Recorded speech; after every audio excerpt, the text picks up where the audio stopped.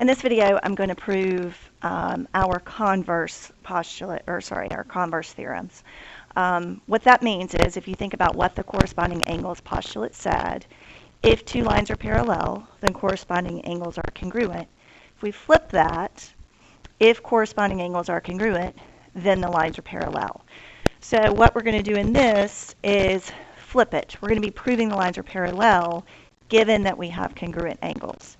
So the first thing I want you to do is record this postulate on your postulate page in your packet. So just pause the video, write this down, and then I'm going to do a proof just using that. So in this practice proof, I have given you your statements and reasons column just to make this easier.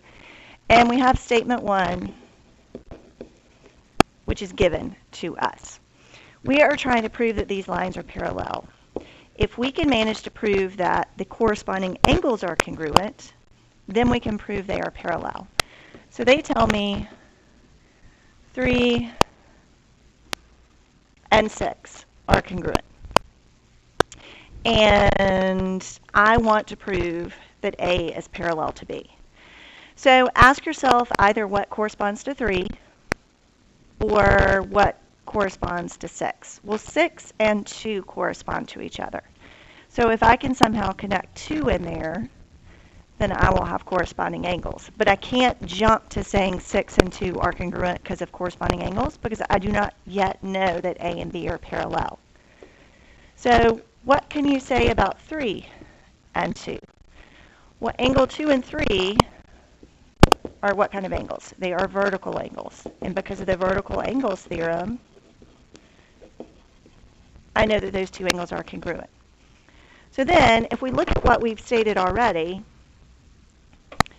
we've got 2 congruent to 3, 3 congruent to 6. So because of the transitive property, I can then say, 2 and 6 are congruent. So 2 is congruent to 3, 3 is congruent to 6, so 2 is congruent to 6. That's the transitive property of congruence.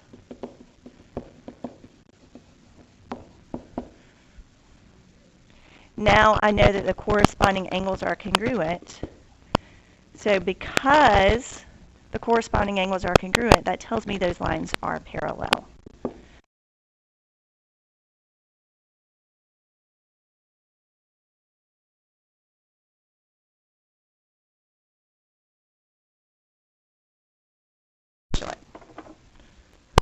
Which says if corresponding angles are congruent, then the lines are parallel. Let's look at the second proof, practice proof 2. They give me that 4 and 6 are supplementary, and I want to prove A and B are parallel. Well, yet again, if I can connect 4 to something without having to know lines are parallel, that would then connect to 6, I can prove the lines are parallel. So again, just like in the last one, what angle corresponds with 6? Well, 2 does. Is there anything I can say about 2 and 4? Well, 2 and 4 are a linear pair. So that means angle 4 and angle 2 are supplementary. And that would be definition of linear pair. Okay, well, look at what we've stated. 4 and 6 are supplementary. 4 and 2 are supplementary. If 6 and 2 are both supplementary to 4, that tells me they have to be congruent to each other. If they're supplementary to the same angle, they have to be congruent to each other. That is the congruent supplements theorem. So then if those are congruent, because they're corresponding angles, those lines have to be parallel. So that is the converse of the corresponding angles postulate.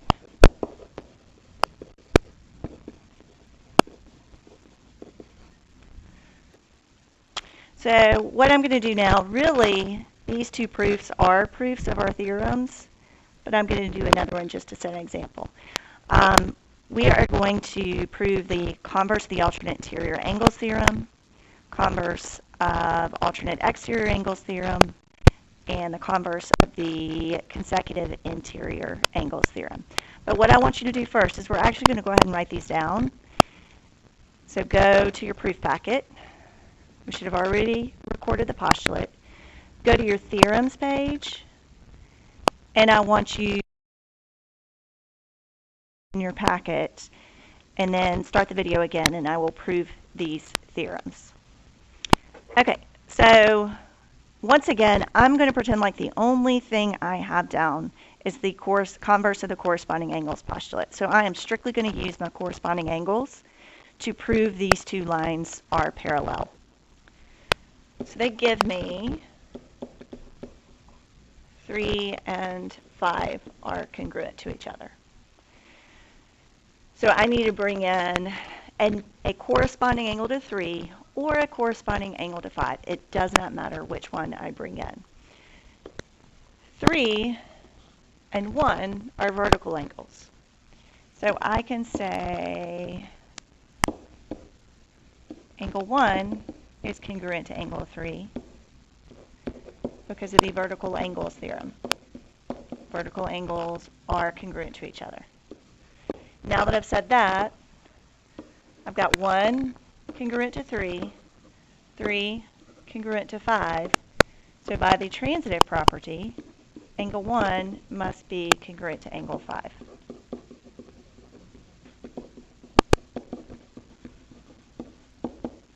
So I now know that 1 and 5 are congruent. Those are corresponding angles. So by the converse of the corresponding angles postulate, A must be parallel to B. So I can go back and say, yes, I proved that theorem. Now remember, if I go too fast, you can always finish recording and then continue going. So now I'm going to prove the converse of the alternate exterior angles theorem, so that if they give me alternate exterior angles, I can then say the lines are parallel. And 8 are congruent. Okay, remember I can't use any of my corresponding angles, alternate interior, alternate exterior, to say those are congruent to each other because I don't know the lines are parallel. I have to know the lines are parallel first. So what can I connect to that would also connect to 8? Well, if I say 2 and 4 are congruent, that is because of the vertical angles theorem.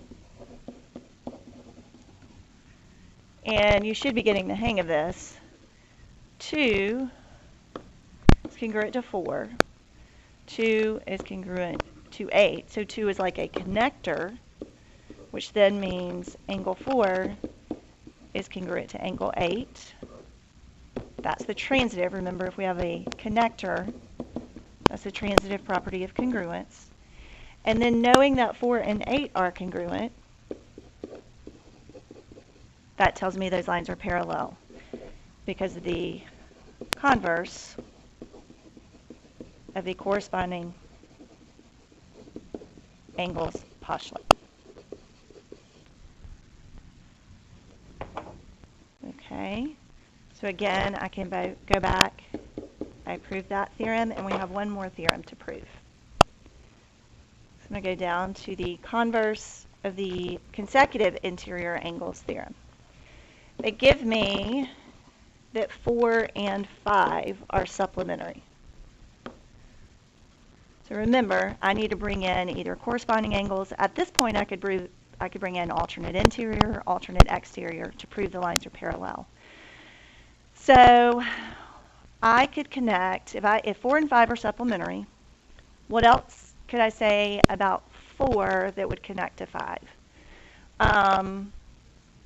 Well, I know 5 and 6 are a linear pair. I also know 3 and 4 are linear angles. So let's go with angle 4 is supplementary to angle 3 because they are a linear pair, and that's definition of linear pair. Well, if 4 is supplementary to 5 and 4 is also supplementary to 3, that tells me 3 and 5 must be congruent. That is the congruent supplements theorem. Well, if 3 and 5 are congruent, well, those are alternate interior angles. And because of the converse of the alternate interior angles theorem, which says if alternate interior angles are congruent, the lines have to be parallel, that then proves A and B are parallel. So we have now proven all 3 of these theorems, and we are free to use them in our proofs. We will do some practice proofs in class, and come see